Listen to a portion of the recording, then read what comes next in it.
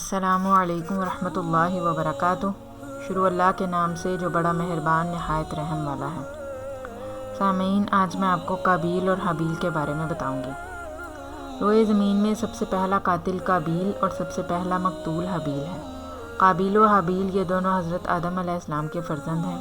ان دونوں کا واقعہ یہ ہے کہ حضرت حوا رضی اللہ تعالیٰ عنہ کے ہر حمل میں ایک لڑکا اور ایک لڑکی پیدا ہوتے تھے، اور ایک حمل کے لڑکے کا دوسرے حمل کی لڑکی سے نکاح کیا جاتا تھا۔ اس دستور کے مطابق حضرت آدم علیہ السلام نے قابیل کا نکاح لیوزا سے، جو حابیل کے ساتھ پیدا ہوئی تھی، کرنا چاہا، مگر قابیل اس پر راضی نہ ہوا، کیونکہ اقلیمہ زیادہ خوبصورت تھی، اس لیے وہ اس کا طلبگار ہوا۔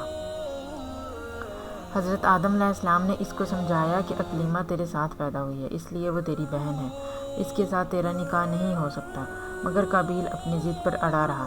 بالآخر حضرت آدم علیہ السلام نے یہ حکم دیا کہ تم دونوں اپنی اپنی قربانیاں خداوند قدوس عز و جل کے دربار میں پیش کرو، جس کی قربانی مقبول ہوگی وہی اقلیمہ کا حقدار ہوگا۔ اس زمانے میں قربانی کی مقبولیت کی یہ نشانی تھی کہ آسمان سے ایک آگ اتر کر اس کو کھا لیا کرتی تھی۔ چنانچہ قابیل نے گیہوں کی کچھ بالیں اور حابیل نے ایک بکری قربانی کے لیے پیش کی۔ آسمانی آگ نے حابیل کی قربانی کو کھا لیا اور قابیل کے گیہوں کو چھوڑ دیا۔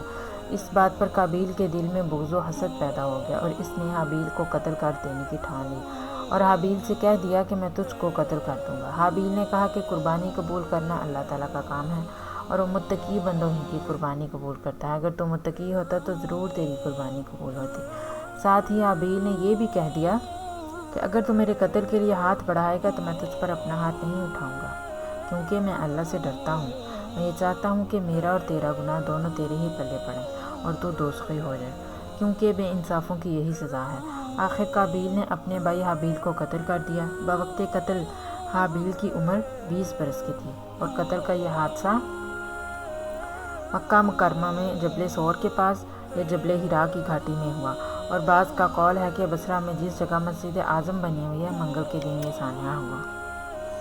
روایت ہے کہ جب حابیل قتل ہو گئے تو 7 دنوں تک زمین میں زلزلہ رہا، اور وحشت اور درندوں میں اضطراب اور بے چینی پھیل گئی، اور قابیل جو بہت ہی گورا اور خوبصورت تھا، بھائی کا خون بہاتے ہی اس کا چہرہ بالکل کالا اور بدصورت ہو گیا، اور حضرت آدم علیہ السلام کو بے حد رنج ہوا، یہاں تک کہ حابیل کے رنج و غم میں 100 برس تک آپ کو کبھی ہنسی نہیں آئی۔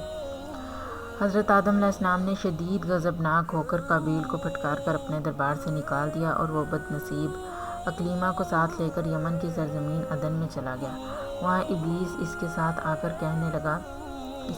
کر کہنے لگا کہ حابیل کی قربانی کو آگ نے اس لیے کھا لیا کہ وہ آگ کی پوجا کیا کرتا تھا، لہٰذا تو بھی ایک آگ کا مندر بنا کر آگ کی پوجا کیا کر۔